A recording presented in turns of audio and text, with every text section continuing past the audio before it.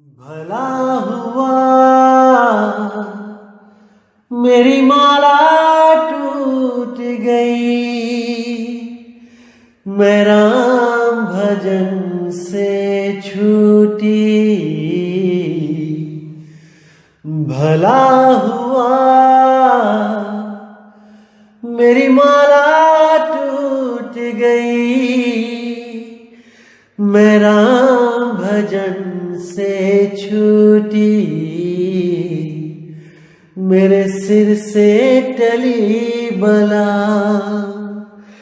भला हुआ मेरी माला टूट गई, मैं राम भजन से छूटी। मैं राम भजन से छूटी। नमस्कार मेरे प्यारे भाइयों, मेरे परमात्मा के प्यारे जीव हंसों, मेरे मालिक के प्यारे बच्चों, आप सबको मेरा प्यार भरा प्रणाम, नमस्कार।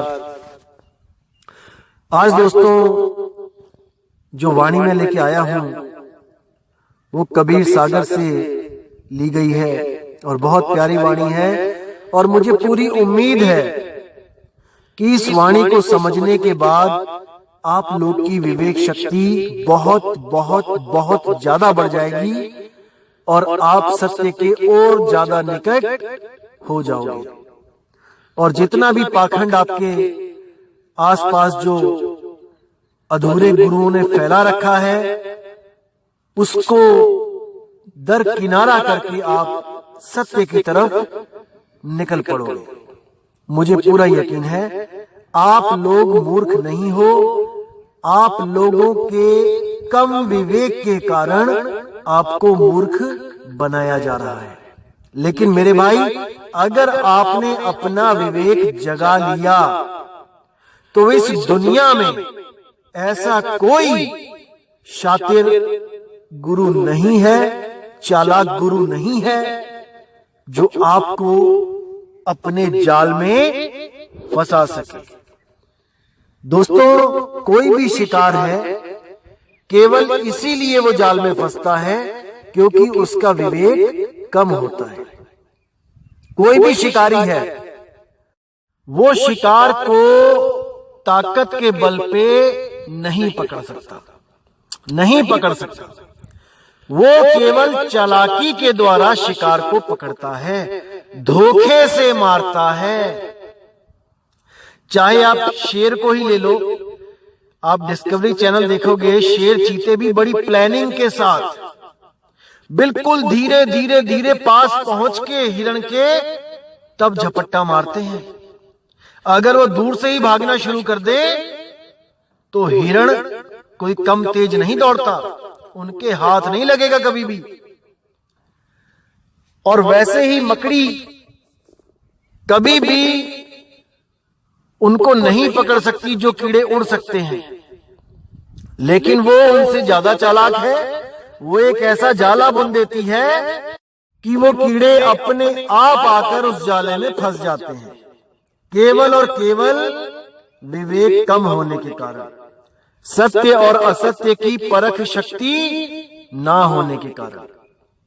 ऐसे ही एक इंसान भी कभी किसी कबूतर तोते को नहीं पकड़ सकता, किसी उड़ती चिड़िया को नहीं पकड़ सकता, लेकिन उसको पता है कि इन लोगों में, इन जीवों में विवेक शक्ति कम होती है। वो दाना फेंकता है और जाल लगा लेता है। चिड़िया दाना तो देखती है लेकिन जाल को नहीं समझ पाती क्योंकि विवेक शक्ति कम है। और दाना चुगने के कारण, उस लालच के कारण वो आती है और शिकारी के जाल में फंस जाती है।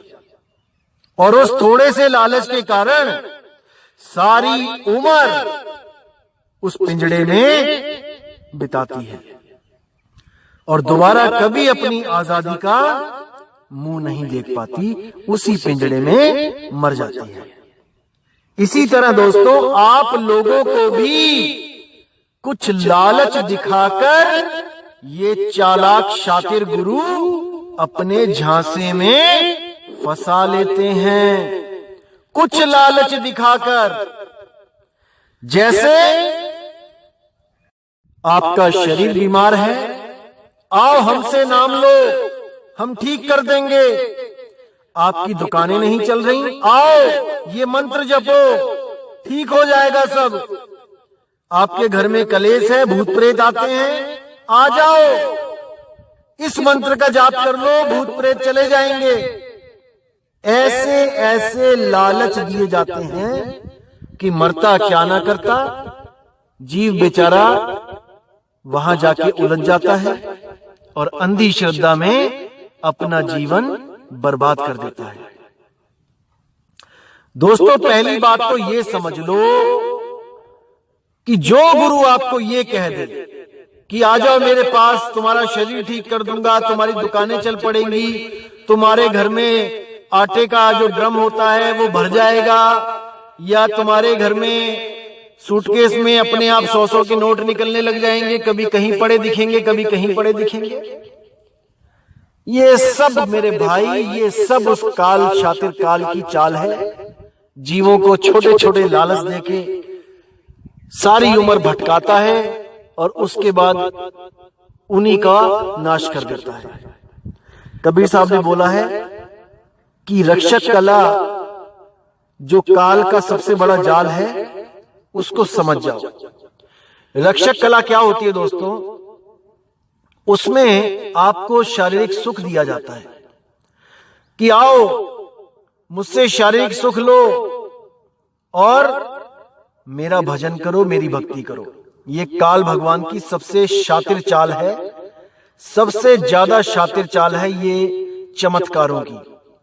उसने झड़ियां लगा रखी हैं चमत्कारों की, और इन्हीं चमत्कारों में उलझकर जीव उस सत्य नाम से दूर होके उसी के नाम जपता हुआ उसी के मुंह में चला जाता है। ये रक्षक कला के बारे में आप कबीर सागर में पढ़ सकते हैं। मैं इस पे भी सत्संग करूंगा बहुत जल्दी, और सारा कुछ खोल के समझाया जाएगा क्या होती है रक्षक कला, कैसे लोग ठीक होने लग जाते हैं, कैंसर दूर हो रहा है, कैसे किडनियां ठीक हो रही हैं, क्यों हो रही हैं, ये सारा बताया जाएगा आपको। लेकिन आज जो वाणी है वो कबीर साहब की जो अनुराग सागर कबीर सागर में है, आज उस पर विचार करेंगे। तो क्या कहती है वाणी? नगर नपैद पुरुष इक रहयू, ताकर भेद न काहू लहयू। यानी एक ऐसा पुरुष रहता है जो नपैद यानी जो पैदा नहीं होता, जो सदा से ही है, जिसका आदि और अंत नहीं होता। नपैद, नगर नपैद पुरुष एक रहयू, ताकर भेद न काहू लहयू। निर्गुण सरगुण सब ठहरावे, यानी कोई उसको निर्गुण कहता है, कोई उसको सरगुण कहता है। कोई कहता है परमात्मा निर्गुण निराकार है, और कोई कहता है नहीं, परमात्मा सरगुण साकार है। निर्गुण सरगुण सब ठहरावे, ताके आगे भेद न पावे। सब आपको इसी में उलझाएंगे कि वो निराकार है, वो कण कण में है, वो मिट्टी में भी है, पत्थर में भी है, पानी में भी है, हर जगह है। दोस्तों, यही मूर्खता है। तो क्या कह रहे हैं? निर्गुण सरगुण सब ठहरावे। कोई निर्गुण में उलझा देंगे, और क्या कोई क्या कहेगा कि नहीं नहीं वो सरगुण साकार है, वो सतलोक में बैठा है सतपुरुष बनके, वो अकय लोक में बैठा है अकय पुरुष बनके, वो अनामी लोक में बैठा है अनामी पुरुष बनके। दोस्तों, ये सब भरम जाल है। निकल आओ इसके चंगुल से बाहर, नहीं तो ऐसी दुर्गति होगी कि परमात्मा भी कोई मदद नहीं कर पाएगा। आज जो सत्संग आपके सामने हो रहा है, ये उसी की दया है जो आपके घर तक बिना कुछ किए ये सत्संग अपने आप पहुंच रहा है, देश विदेश में पहुंच रहा है। दोस्तों, क्या अमेरिका, क्या जर्मनी, क्या फ्रांस, क्या ऑस्ट्रेलिया, क्या सिंगापुर, क्या दुबई, क्या कुवैत, हर जगह से फोन आ रहे हैं और कुछ लोग तो विदेशों से आके नामदान भी लेके जा चुके हैं। तो ऐसी महिमा हो रही है घर बैठे परमात्मा की कि हमारा भी एक पैसा नहीं लग रहा है और आपको भी सत्य घर बैठे मिल रहा है। ऐसी मालिक की दया हुई है। तो क्या कहते हैं आगे, निर्गुण सरगुण सब ठहरावे, ताके आगे भेद न पावे। कि सब आपको सरगुण निर्गुण में उलझा रहे हैं, लेकिन उसके आगे का भेद ही नहीं पता किसी को कि क्या है वो जो निर्गुण और सरगुण दोनों से न्यारा है। उसको कोई सोच भी नहीं सकता। सोचे सोच न हो वही, जो सोचे लख बार, नहीं समझ सकता कोई, जब तक उस परमात्मा की दया नहीं होगी आप पर। अब कहते हैं, धर्म दास तोहे कहो बुझाई, निर्गुण ररंकार है भाई। जो ररंकार की धुन जो 10वें द्वार पे हो रही है वो निर्गुण है, वो शब्द नहीं है। समझ जाओ इसको। निर्गुण नाम निरंजन होई, पुरुष भेद पावे नहीं कोई। यही वो अनहद नाद है, धुने हैं, जिसको निरंजन काल बोला गया है। इसी काल की धुने आपको उलझा उलझा के मारेंगे। उससे अच्छा है कि आप सत्य को पक्षपात किए बिना विवेक के द्वारा समझें। क्या कहती हैं ये वाणियां, निर्गुण नाम निरंजन होई, पुरुष भेद पावे नहीं कोई। उस पुरुष का, उस शब्द गुरु का भेद किसी को नहीं पता लग सकता, किसी को नहीं। निर्गुण कहिए सोहंकारा, पुरुष भेद ताहू से न्यारा। जो लोग सोहं का जाप करते हैं, उसी को निज नाम समझ लेते हैं, उनके लिए बोला जा रहा है कि भैया पुरुष भेद ताहू से न्यारा। उस सोहं को जप के भी आपको वो परमपिता परमात्मा शब्द गुरु नहीं मिल सकता, नहीं मिल सकता। और कुछ लोग बहुत शातिर कालदूत हैं जो वो कबीर साहब की वाणियों को तोड़ मरोड़ के आपको ये सिद्ध करने की कोशिश करेंगे कि सोहंग ही जपना है, वो अजपा जाप है। कैसे कहेंगे कि सोहम शब्द निरक्षर वासा, ताही भिन्न कर जपिए दासा। इस वाणी को बोल के क्या कहेंगे आपको कि कबीर साहब कह रहे हैं इसको भिन्न कर लो, अलग अलग कर लो। अरे मेरे भाई, भिन्न करने का मतलब तो समझ लो पहले। भिन्न का मतलब होता है एक से दूसरे का कोई संबंध ना रहना, उसको कहते हैं भिन्न। जैसे जल में रहने वाले 5 भिन्न भिन्न प्राणियों के नाम बताओ, तो मेंढक, मछली, मगरमच्छ, कछुआ और ऑक्टोपस, ये 5 ही भिन्न भिन्न प्राणी हैं। इसमें आधा आधा नहीं करना उसको कि आधी मछली जल में रहती है और आधी जल के बाहर। मूर्ख बना दिया इन लोगों ने, मूर्ख। भिन्न का मतलब होता है नकली को छुड़ाए, असली को लखाए। जैसे आप चावल बीनते हो, कोई गेहूं बीनते हो, उसमें जो कंकड़ होता है उसको भिन्न कर देते हो, अलग कर देते हो। सतगुरु ऐसा चाहिए जैसा सूप सुहाए, सार सार तो गही रहे, थोथा दे उड़ाए। इसीलिए साहिब ने जौहरी का नाम लिया है। जो जन होंगे जौहरी, रतन लेंगे बिलगाए।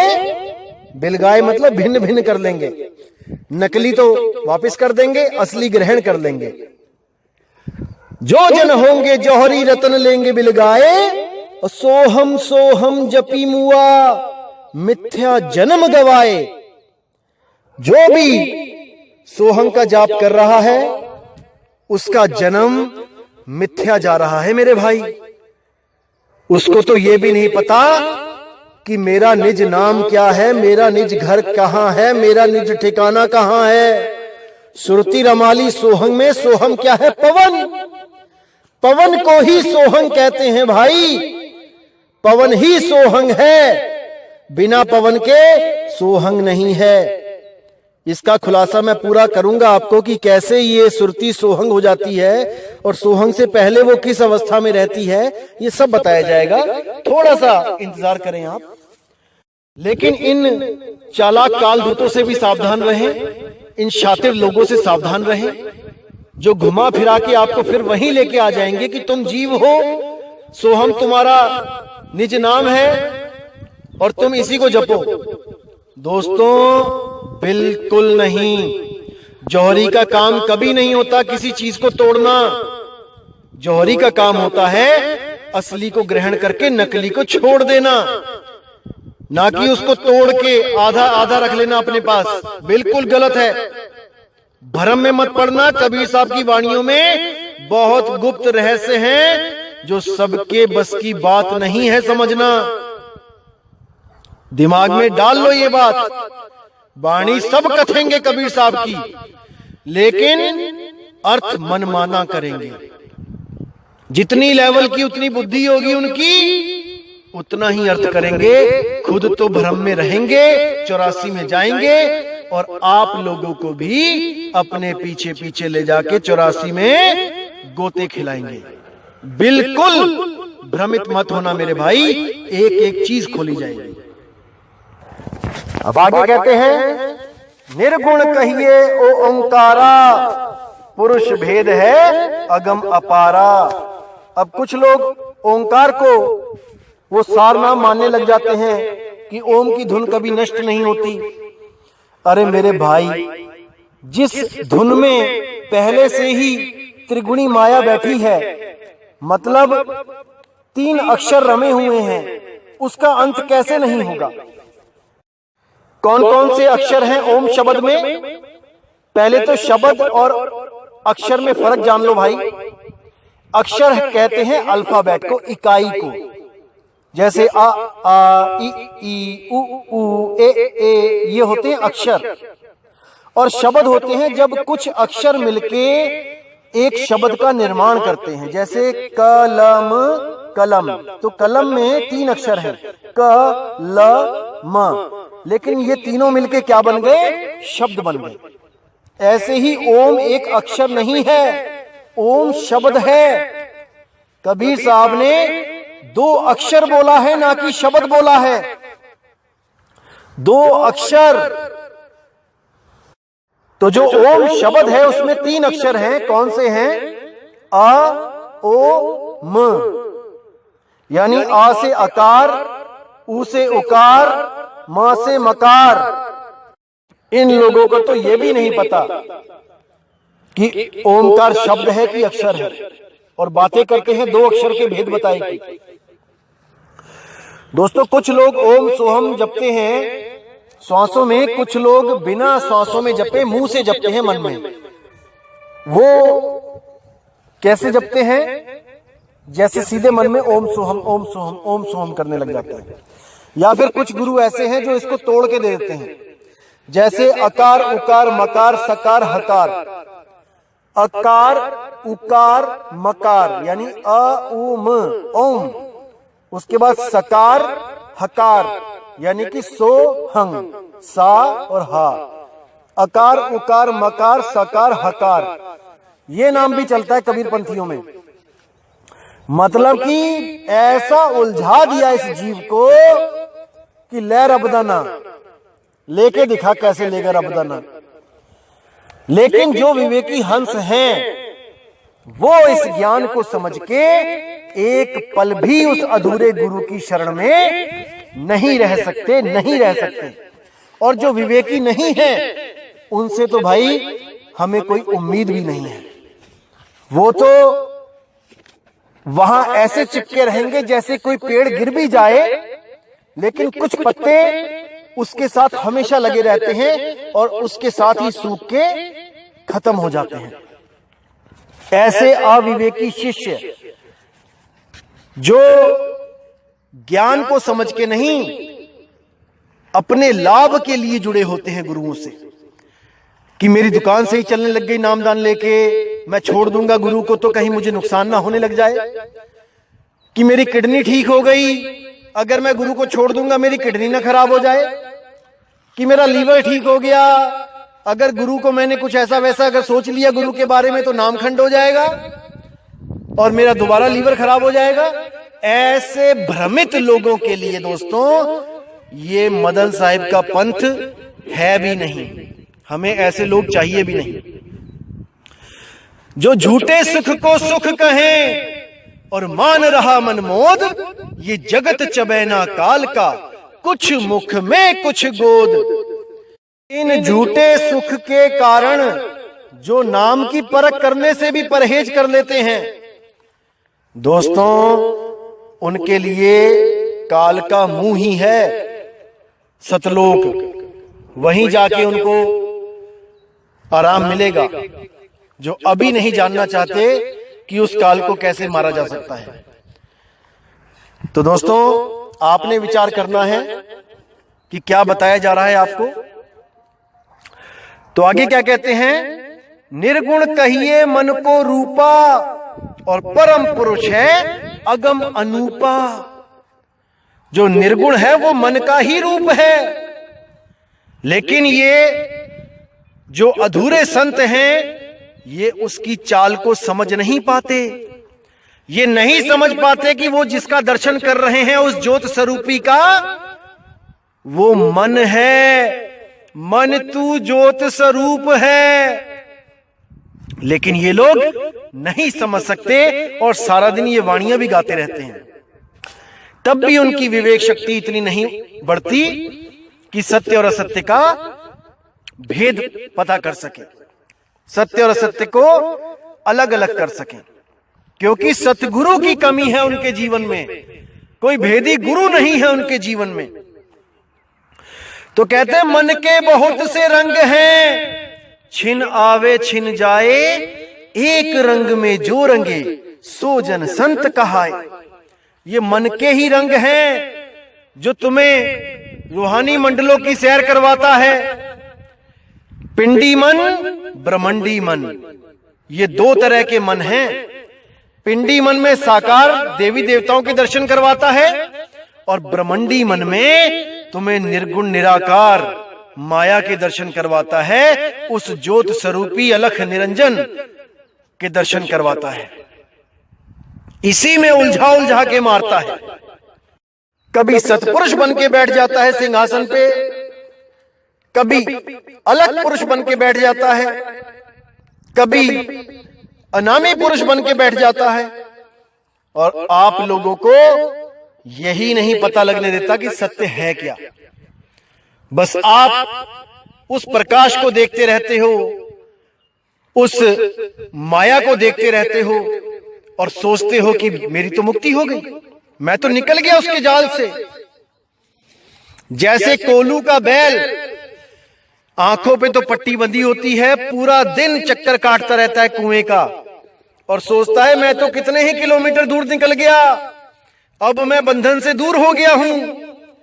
लेकिन जब उसकी पट्टी खोली जाती है शाम को तो देखता है कि वहीं कुएं के चक्कर लगा रहा है, क्योंकि वही चक्कर घूम घूम के उसके सामने आ रहा है।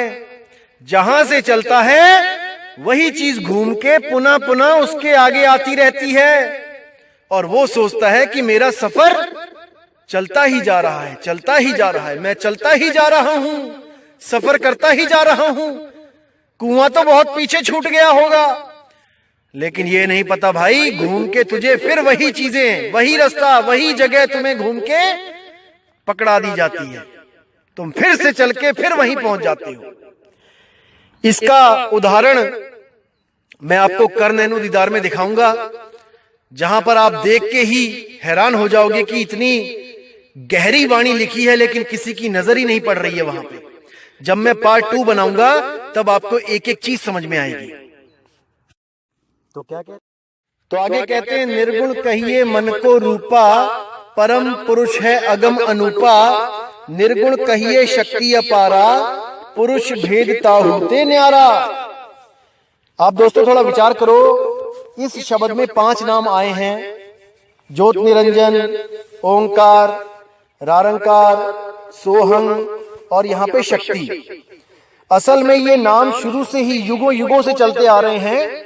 ज्योत निरंजन, ओंकार, रारंकार, सोहंग, शक्ति, ये नाम हमारे पूर्वज, जो हमारे ऋषि मुनि, पीर पैगंबर, ये सब यही नाम जपते आ रहे हैं और इन्हीं नामों को जप जप के अपना जन्म बर्बाद करते आ रहे हैं। इसलिए जब कबीर साहब ने आके यहाँ पुकारा कि 5 नाम और 5 मुद्रा सोई निश्चय जाना, तिसके आगे पुरुष पुरातन तिनकी खबर न जाना, परम पुरुष धर अधर तार है, अधर तार के आगे, अरे तिसके आगे कौन बतावे, सभी शब्द में पागे।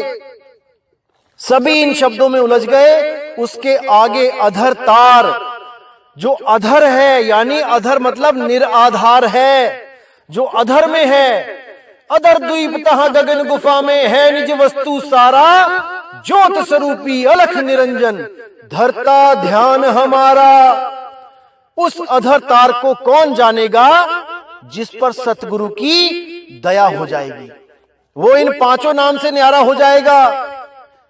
तब कबीर साहब ने ये वचन पुकारा था, संतों सब शब्द ही शब्द बखाना, शब्द ही फांस फंसे सब कोई, शब्द नहीं पहचाना। मैं आगे करूंगा इस पे भी सत्संग। तो जब कबीर साहब ने खुलासा कर दिया कि ये ज्योत निरंजन, ओंकार, रारंकार, सोहंग, शक्ति, ये नाम जप के कोई फायदा नहीं भाई, सब गर्भ में आओगे, तब इन चालाक कालदूतों ने क्या किया, इन्होंने शक्ति हटा के सतनाम फिट कर दिया, ताकि जीव को बिल्कुल भी भ्रम ना हो, शंका ना हो कि हम नकली हैं, क्योंकि हम तो सतनाम दे रहे हैं जपने के लिए। क्योंकि साहिब की वाणी प्रमाणित करते हैं कि सतगुरु सोई सतनाम बतावे, बाकी गुरु कोई काम न आवे। गुरु वही है जो केवल और केवल सतनाम लखा दे। सतनाम के बिना अगर कोई भी नाम देता है तो वो अधूरा है। लेकिन सतनाम का मतलब तो समझ लेते। सतनाम का मतलब है सच्चा नाम, कि सतगुरु वो है जो सच्चा नाम दे दे, उस सच्चे नाम के अलावा कोई नाम ना दे। लेकिन इन लोगों ने क्या किया, 4 नाम तो वही रहने दिए और 5वां नाम शक्ति हटा के सतनाम फिट कर दिया और जीवों को भरमा दिया। अब जीव यही सोच के बैठे हैं कि नहीं नहीं 5 रूहानी मंडल हैं, उनमें से पहले का धनी जो है वो ज्योत निरंजन है। आधों को तो ये भी नहीं पता ज्योत निरंजन का मतलब क्या होता है। अपने अपने ग्रंथ उठाओ जो मूल ग्रंथ हैं और उनके पीछे शब्दार्थ देखो, वहां पे लिखा हुआ है ज्योत निरंजन का मतलब होता है शिव और शक्ति। अरे वही शिव और शक्ति जिनको आप मंदिरों में पूजते थे और गुरुओं की वाणी पढ़कर उन्हीं शिव शक्ति से पीछा छुड़ाने के लिए आप सतगुरु धारण करते हो, वो सतगुरु ही आपको शिव शक्ति का नाम जपवा रहे हैं। आपको हवा भी नहीं लगने दे रहे हैं कि हम किसके पुजारी हैं। दिखावा पूरा करेंगे कि हम मंदिर नहीं जाते, हम शिव की पूजा नहीं करते, हम शक्ति की पूजा नहीं करते, लेकिन नाम तो वही जपवा रहे हो। अरे कान इधर से नहीं तो घुमा के उधर से तो पकड़वा रहे हो। इसीलिए कबीर साहब ने बोला गुरु करो जान के और पानी पियो छान के, बिना जाने गुरु मत करो कि गुरु की साधना क्या है, शब्द क्या है। और ये अधूरे गुरु शब्द देने के बाद आपको बंधन में डाल देते हैं कि बताना मत किसी को, वरना तुम्हें परमात्मा नहीं मिलेगा। देखो चालाकी इनकी। एक तो 52 अक्षरों का नाम जो नकली, और उस नकली को भी ऐसा बना के देते हैं कि भाई ये असली है। ध्यान से रखना, जैसे कोई नकली कांच की अंगूठी को बढ़िया से बढ़िया पैक करवा के, बढ़िया से बढ़िया उसका कवर बनवा के किसी को गिफ्ट कर दे, तो बंदा तो कवर देखता ही रह जाता है, अरे क्या बात है, इतना अच्छा कवर, तो इसके अंदर सामान भी असली होगा। सामान को नहीं देख रहे हैं, वो कवर में ही उलझ जाते हैं। तो इसीलिए कहा जा रहा है निर्गुण कहिए शक्ति अपारा, पुरुष भेद ताहू से न्यारा। अब क्या कहते हैं, पवन काल निर्गुण है भाई। अब यहां पे पूरा विवेक लगा दो। क्या लिखा है, पवन काल, पवन यानी कि सांस, हवा, ये भी निर्गुण है। कोई इसको भी पुरुष ना समझ ले कि सोहंग सोहंग या श्वासों पे ध्यान लगा के उस हवा को ही परमात्मा मानने लग गए, उस पवन को परमात्मा मानने लग गए। बिल्कुल नहीं। पवन काल निर्गुण है भाई, पुरुष परम पद कहू ना जाई। वो परम पुरुष का जो पद है उसको मैं बयान नहीं कर सकता, वो इस पवन से भी न्यारा है। नजर न आवे निर्गुण सोई, दृष्टि पड़े सोई सरगुण होई। जब तक कोई चीज नजर नहीं आती वो निर्गुण है, और जैसे ही उस पर दृष्टि पड़ जाए वो सरगुण है। निर्गुण सरगुण दोनों से न्यारा, जानेगा कोई जाननहारा। कि निराकार और साकार इन दोनों से परे जो अवस्था है वही परम पुरुष की अवस्था है। आप जब तक अपनी सुरती को इन निर्गुण और सरगुण शब्दों से परे नहीं लगाओगे, जब तक आपको इस जीव अवस्था में ही रहना पड़ेगा। ज्यादा से ज्यादा आप हठ योग करके ब्रह्म अवस्था तक पहुंच सकते हो, इससे आगे आप नहीं जा सकते। कभी निर्गुण में जाओगे, फिर सरगुण में आ जाओगे, फिर सरगुण से निर्गुण में आ जाओगे। यही चलता रहेगा हमेशा हमेशा के लिए। अगर इससे बचना है तो मेरे भाई संतों शब्द साधना कीजिए, संतों शब्द साधना कीजिए। और ये कोई साधना नहीं है कि आपको बहुत बड़ी साधना करवाई जाएगी। इसका मतलब क्या होता है, सुरती समाये शब्द में वाको काल ना खाए। इसको क्या समझना है आपने, जैसे आपके सामने एक हॉरर मूवी चल रही है, भूत प्रेत आ रहे हैं, और आपकी सुरती इतनी रमी हुई है उसमें, टीवी में, उस थिएटर में, कि आपको लग रहा है कि ये तो सच में आ गया मुझे खाने।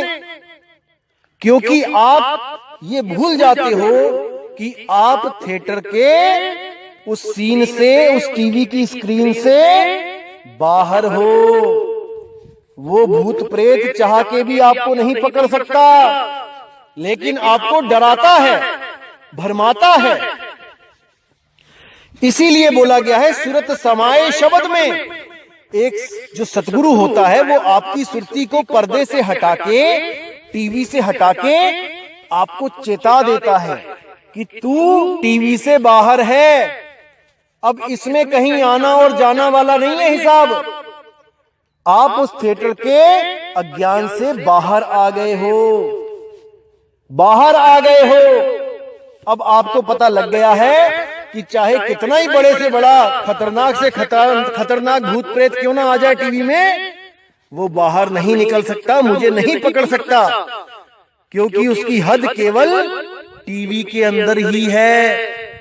इसी तरह जब आपकी सुरती को 3 लोक से बाहर लगवाया जाता है, तब वो काल वहां नहीं पहुंच सकता।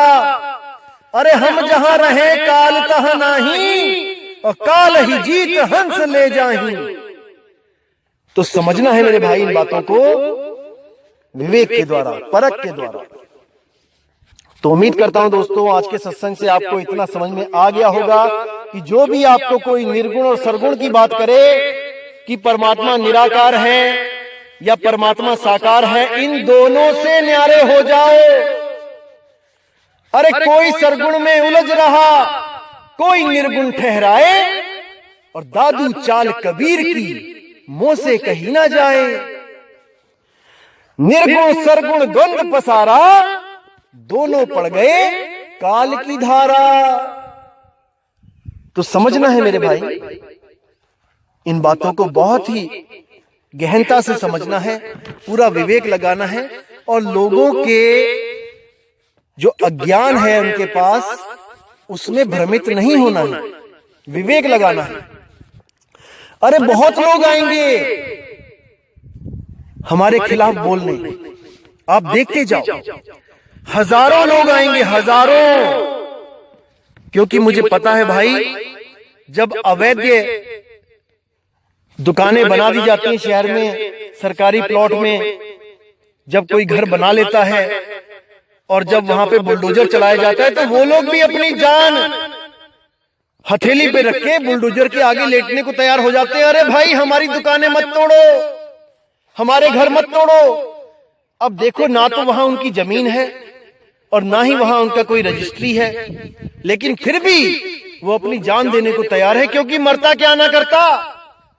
ऐसे ही इन लोगों के जो अज्ञान की दुकानें हैं, अब बुलडोजर चलने वाला है दोस्तों। दर्द तो होगा, ये तो मुझे पता है, लेकिन मैं फिर भी उन लोगों से कहूंगा कि मुझे अपना दुश्मन ना समझें। मैं यहां पर किसी का नुकसान करने नहीं आया हूं, मैं केवल आपको सत्य बताने आया हूं। आप लोग भी परमात्मा के ही जीव हो, बस आपको गुरु पूरा नहीं मिला है, यही आपका जो दुर्भाग्य है। लेकिन अब मालिक ने दया करके इस ज्ञान को जब सामने रख दिया है, तो आप लोग को चाहिए कि अपने आत्मा का कल्याण करो, इस ज्ञान को समझो। अगर इसमें कोई त्रुटि दिखती है तो आप मुझसे संपर्क करो, इसको समझने की कोशिश करो। हम यहाँ पे जीतने और हारने नहीं आए हैं कि कोई सोचे कि अगर मैं इसके पास चला गया, इन लोगों के पंथ में चला गया, तो मैं हार जाऊंगा। नहीं भाई, हराना तो हमने उस काल को है, उसी काल को हरा के हम हमेशा के लिए अपने निज स्वरूप में स्थित हो सकते हैं। सो हम सत्य कबीर हो सकते हैं, अन्यथा ये हमें जीव बना बना के ही इसी 84 में घुमाएगा। तो मेरे भाई, विचार करो, विवेक करो। और कोई मेरा यहां दुश्मन नहीं है, सब मेरे मालिक के बच्चे हैं। अपना झगड़ा केवल और केवल अज्ञान से है, अज्ञानी से कदापि नहीं। अगर किसी को लगता है कि हाँ ये ज्ञान सत्य है और मुझे आना चाहिए और वो स्वयं एक गुरु है, तो उसका भी हम आदर करते हैं, सम्मान करते हैं। अभी विदेशों से कुछ गुरु आए थे, नाम लेके गए हैं, बिना ये सोचे कि हमारी संगत हमें क्या कहेगी कि तुम खुद गुरु थे और तुम नाम लेके आ गए। दोस्तों, एक सच्चा हंस इन बातों को कभी नहीं विचार करता, ऐसी बातों को। उसको आत्म कल्याण करना है। वो जो नाम लेने आए थे गुरुजी, इतनी अच्छी बात बोली उन्होंने कि देखो, अगर मुझे कोई शिष्य पूछेगा कि तुम ऐसे ऐसे नाम ले आए, तुमने ये पुराना वाला पंथ छोड़ दिया, तो मैं तो यही बोलूंगा कि देखो भाई, हमने जब ग्रेजुएशन करी तो हमारे टीचर कोई और थे, लेकिन हमने अगर आगे पीएचडी करनी है तो हमें वो यूनिवर्सिटी चेंज करके, हमें किसी बढ़िया यूनिवर्सिटी में अगर डिग्री मिलती है तो हमें वहां जाके पढ़ाई करना चाहिए। हम पीछे नहीं गए हैं, हम आगे बढ़े हैं, आगे बढ़े हैं। तो उनके इस जवाब से बहुत ही खुशी हुई मुझे, और वो विदेशों में हमारा इस पंथ का प्रचार कर रहे हैं। तहे दिल से उनका शुक्रिया करता हूं कि परमात्मा की इस वाणी को वो और आगे भेज रहे हैं।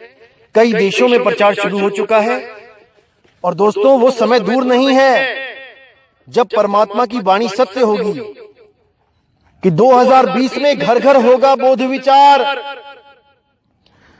जितने भी विवेकी हंस हैं वो बोध विचार करके सत्य को ग्रहण करेंगे, बिल्कुल करेंगे। ये मालिक की वाणी है, खाली नहीं जा सकती। तो दोस्तों, अब आपसे मैं विदा लेता हूं और यही अरदास करूंगा मालिक से कि मेरे भाइयों का विवेक इतना बढ़े, इतना बढ़े, इतना बढ़े कि कोई भी मेरा भाई भ्रमित होके इस 3 लोक के चक्कर में फंसा ना रहे, निकल जाए बस यहां से। तो इसी के साथ दोस्तों मुझे विदा करें। जय गुरु बंदी छोड़ वैराग साहिब जी की, जय गुरु बंदी छोड़ साधु शरण साहिब जी की, जय गुरु बंदी छोड़ बाबा नानक जी, गुरु रविदास जी महाराज जी की, जय जय बंदी छोड़ सतगुरु सत्य कबीर साहिब जी की सदा ही जय हो, सदा ही जय हो मेरे मालिक की। साहिब बंदगी सतनाम। तो आगे